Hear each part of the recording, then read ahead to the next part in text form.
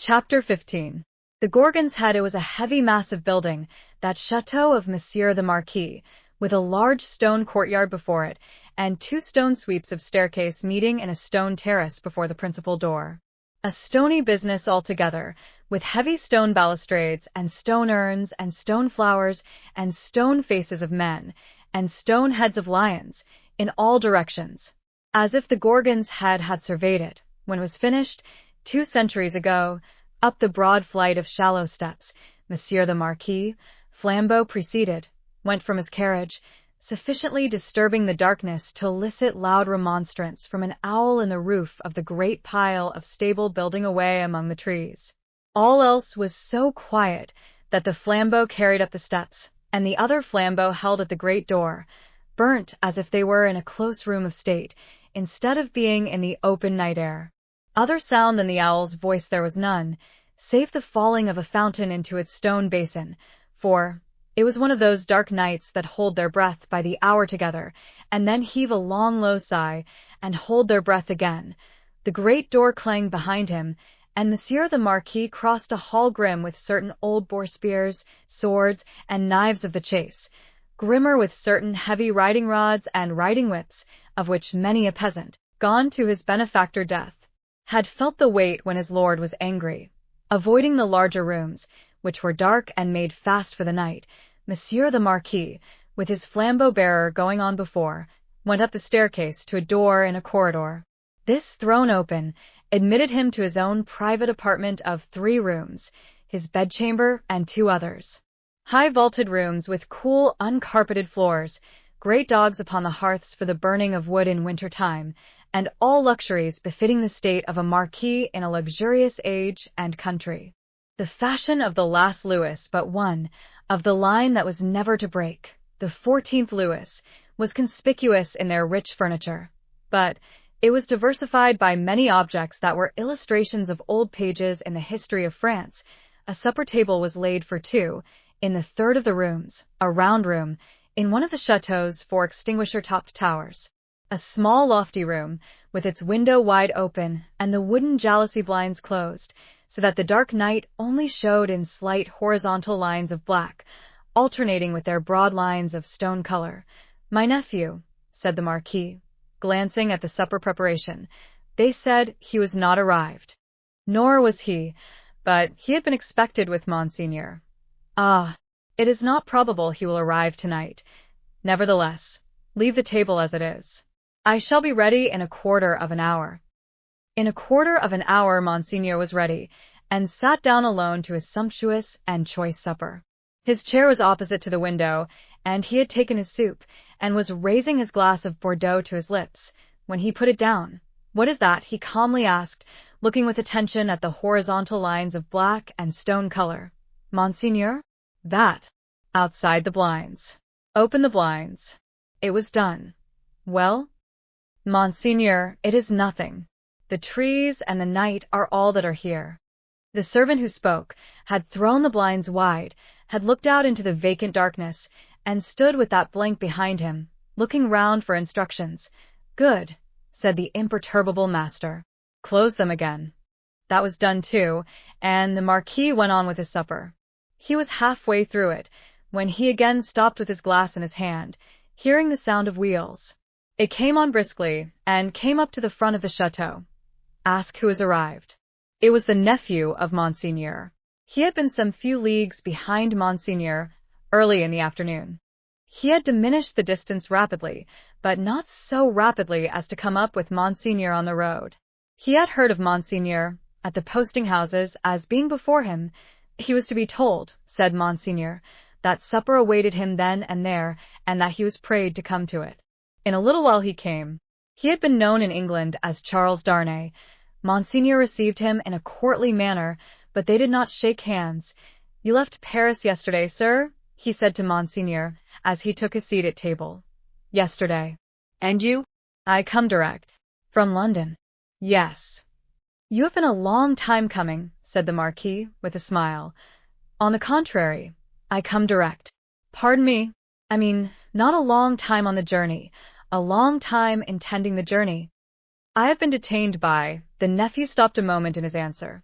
various business. Without doubt, said the polished uncle. So long as a servant was present, no other words passed between them. When coffee had been served and they were alone together, the nephew, looking at the uncle and meeting the eyes of the face that was like a fine mask, opened a conversation. I have come back, sir, as you anticipate, pursuing the object that took me away.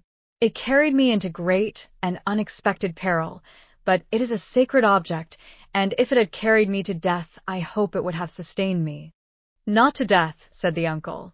It is not necessary to say to death. I doubt, sir, returned the nephew, whether, if it had carried me to the utmost brink of death, you would have cared to stop me there. The deepened marks in the nose, and the lengthening of the fine straight lines in the cruel face, looked ominous as to that. The uncle made a graceful gesture of protest, which was so clearly a slight form of good breeding that it was not reassuring. Indeed, sir, pursued the nephew, for anything I know, you may have expressly worked to give a more suspicious appearance to the suspicious circumstances that surrounded me. No, no, no, said the uncle, pleasantly, but however that may be, resumed the nephew, glancing at him with deep distrust, I know that your diplomacy would stop me by any means, and would know no scruple as to means. My friend, I told you so, said the uncle, with a fine pulsation in the two marks. Do me the favor to recall that I told you so long ago. I recall it. Thank you, said the Marquis. Very sweetly indeed. His tone lingered in the air, almost like the tone of a musical instrument. In effect, sir, pursued the nephew, I believe it to be at once your bad fortune and my good fortune that has kept me out of a prison in France here. I do not quite understand, returned the uncle, sipping his coffee. Dare I ask you to explain? I believe that if you were not in disgrace with the court, and had not been overshadowed by that cloud for years past, a letter de cachet would have sent me to some fortress indefinitely. It is possible, said the uncle, with great calmness. For the honor of the family, I could even resolve to incommode you to that extent. Pray excuse me. I perceive that, happily for me, the reception of the day before yesterday was, as usual, a cold one, observed the nephew. I would not say happily, my friend, returned the uncle, with refined politeness. I would not be sure of that. A good opportunity for consideration, surrounded by the advantages of solitude, might influence your destiny to far greater advantage than you influence it for yourself. But it is useless to discuss the question. I am, as you say, at a disadvantage. These little instruments of correction, these gentle aids to the power and honor of families, these slight favors that might so incommode you, are only to be obtained now by interest and importunity. They are sought by so many, and they are granted, comparatively, to so few. It used not to be so, but France in all such things is changed for the worse. Our not remote ancestors held the right of life and death over the surrounding vulgar. From this room, many such dogs have been taken out to be hanged. In the next room, my bedroom, one fellow, to our knowledge, was poniarded on the spot for professing some insolent delicacy respecting his daughter. His daughter? We have lost many privileges, a new philosophy has become the mode, and the assertion of our station, in these days, might, I do not go so far as to say would, but might, cause us real inconvenience. All very bad, very bad. The Marquis took a gentle little pinch of snuff, and shook his head, as elegantly despondent as he could becomingly be of a country still containing himself, that great means of regeneration. We have so asserted our station, both in the old time and in the modern time also, said the nephew gloomily, that I believe our name to be more detested than any name in France. Let us hope so, said the uncle. Detestation of the high is the involuntary homage of the low. There is not, pursued the nephew in his former tone, a face I can look at, in all this country round about us, which looks at me with any deference on it, but the dark deference of fear and slavery. A compliment, said the Marquis, to the grandeur of the family, merited by the manner in which the family has sustained its grandeur. Ha! And he took another gentle little pinch of snuff, and lightly crossed his legs. But, when his nephew, leaning an elbow on the table, covered his eyes thoughtfully and dejectedly with his hand, The fine mask looked at him sideways with a stronger concentration of keenness, closeness, and dislike than was comportable with its wearer's assumption of indifference. Repression is the only lasting philosophy. The dark deference of fear and slavery, my friend, observed the Marquis, will keep the dogs obedient to the whip as long as this roof, looking up to it, shuts out the sky. That might not be so long as the Marquis supposed. If a picture of the chateau as it was to be a very few years hence, and of 50 like it as they too were to be a very few years hence, could have been shown to him that night, he might have been at a loss to claim his own from the ghastly, fire-charred, plunder-wrecked rains. As for the roof he vaunted, he might have found that shutting out the sky in a new way, to wit forever, from the eyes of the bodies into which its lead was fired, out of the barrels of 100,000 muskets. Meanwhile, said the Marquis, I will preserve the honor and repose of the family, if you will not. But you must be fatigued. Shall we terminate our conference for the night? A moment more. An hour, if you please. Sir, said the nephew, we have done wrong, and are reaping the fruits of wrong. We have done wrong, repeated the Marquis, with an inquiring smile, and delicately pointing, first to his nephew, then to himself. Our family, our honorable family, whose honor is of so much account to both of us, in such different ways. Even in my father's time, we did a world of wrong, injuring every human creature who came between us and our pleasure, whatever it was. Why need I speak of my father's time, when it is equally yours? Can I separate my father's twin brother, joint inheritor, and next successor, from himself? Death has done that, said the Marquis. And has left me, answered the nephew, bound to a system that is frightful to me, responsible for it, but powerless in it, seeking to execute the last request of my dear mother's lips, and obey the last look of my dear mother's eyes, which implored me to have mercy and to redress, and tortured by seeking assistance and power in vain. Seeking them from me, my nephew, said the Marquis, touching him on the breast with his forefinger. They were now standing by the hearth. You will forever seek them in vain, be assured. Every fine straight line in the clear whiteness of his face was cruelly, craftily, and closely compressed, while he stood looking quietly at his nephew, with his snuff-box in his hand. Once again he touched him on the breast, as though his finger were the fine point of a small sword, with which, in delicate finesse, he ran him through the body and said, My friend, I will die, perpetuating the system under which I have lived. When he had said it, he took a culminating pinch of snuff and put his box in his pocket. Better to be a rational creature, he added then, after ringing a small bell on the table, and accept your natural destiny. But you are lost, Monsieur Charles, I see. This property and France are lost to me, said the nephew, sadly. I renounce them. Are they both yours to renounce? France may be, but is the property? It is scarcely worth mentioning, but is it yet? I had no intention, in the words I used, to claim it yet. If it passed to me from you, tomorrow, which I have the vanity to hope is not probable, or 20 years hence. You do me too much honor, said the Marquis. Still, I prefer that supposition. I would abandon it, and live otherwise and elsewhere. It is little to relinquish. What is it but a wilderness of misery and ruin? Ha, said the Marquis, glancing round the luxurious room.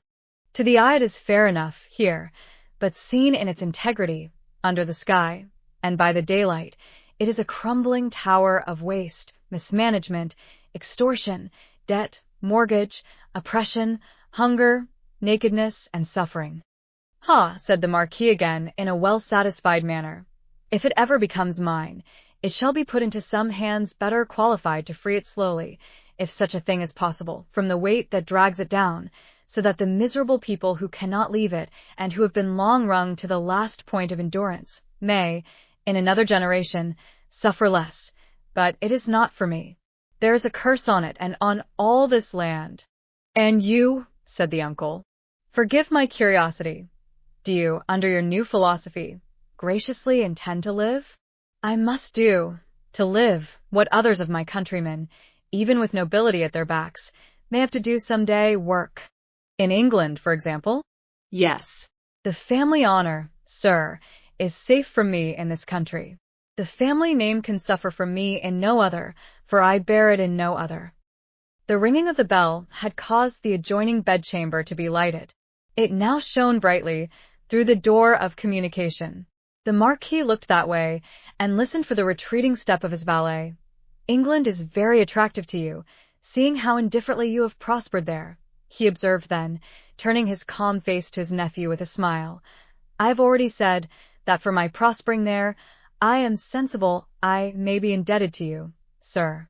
For the rest, it is my refuge. They say, those boastful English, that it is the refuge of many. You know a compatriot who has found a refuge there? A doctor? Yes. With a daughter? Yes. Yes, said the Marquis. You are fatigued. Good night." As he bent his head in his most courtly manner, there was a secrecy in his smiling face, and he conveyed an air of mystery to those words, which struck the eyes and ears of his nephew forcibly. At the same time, the thin straight lines of the setting of the eyes, and the thin straight lips, and the markings in the nose, curved with a sarcasm that looked handsomely diabolic. "Yes," repeated the Marquis, "a doctor with a daughter. Yes. So commences the new philosophy. You are fatigued. Good night."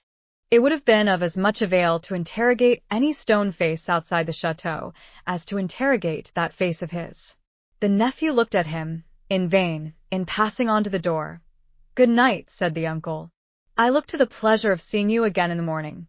Good repose.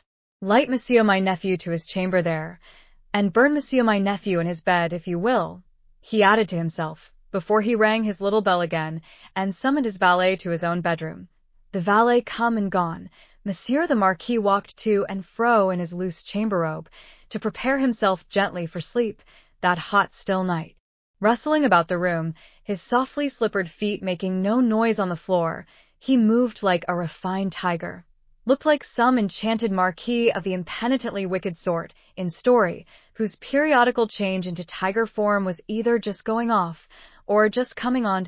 He moved from end to end of his voluptuous bedroom, looking again at the scraps of the day's journey that came unbidden into his mind. The slow toil up the hill at sunset, the setting sun, the descent, the mill, the prison. On the crag, the little village in the hollow, the peasants at the fountain, and the mender of roads with his blue cap pointing out the chain under the carriage. That fountain suggested the Paris fountain, the little bundle lying on the step, the women bending over it, and the tall man with his arms up, crying, "Dead." "I am cool now," said Monsieur the Marquis, "and may go to bed."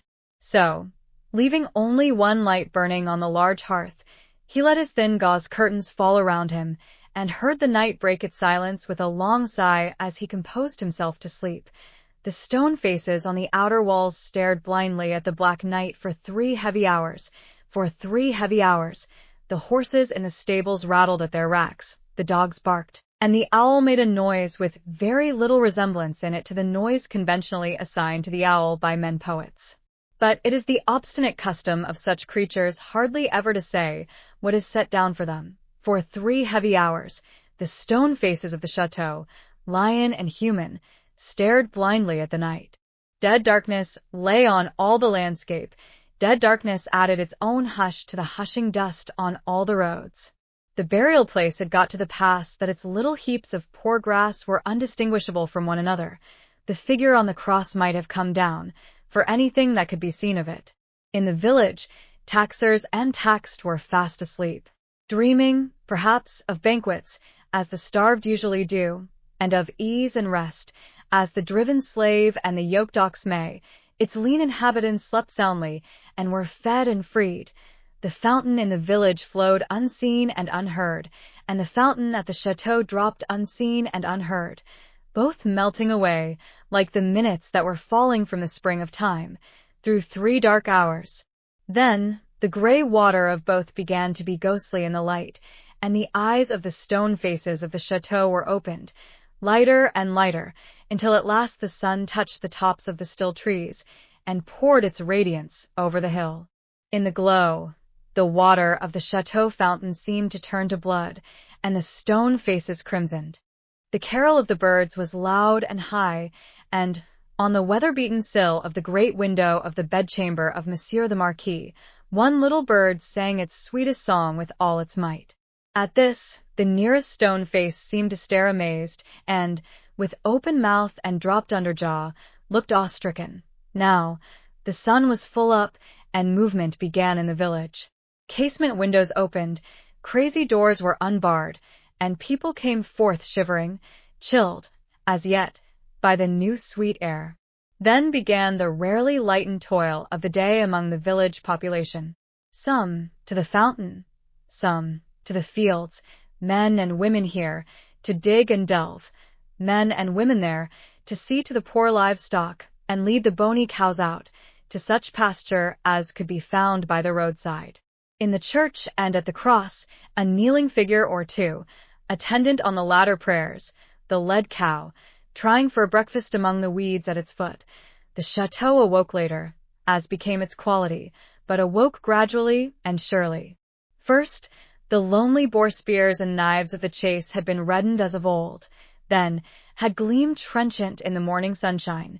Now, doors and windows were thrown open, horses in their stables looked round over their shoulders at the light and freshness pouring in at doorways, leaves sparkled and rustled at iron-grated windows, dogs pulled hard at their chains, and reared impatient to be loosed. All these trivial incidents belong to the routine of life, and the return of morning. Surely, not so the ringing of the great bell of the chateau, nor the running up and down the stairs, nor the hurried figures on the terrace, nor the booting and tramping here and there and everywhere, nor the quick saddling of horses and riding away. What winds conveyed this hurry to the grizzled mender of roads, already at work on the hilltop beyond the village, with his day's dinner, not much to carry, lying in a bundle that it was worth no crow's while to peck at, on a heap of stones? Had the birds, carrying some grains of it to a distance, dropped one over him as they sow chance seeds? Whether or no, the mender of roads ran, on the sultry morning, as if for his life, down the hill, knee-high in dust, and never stopped till he got to the fountain.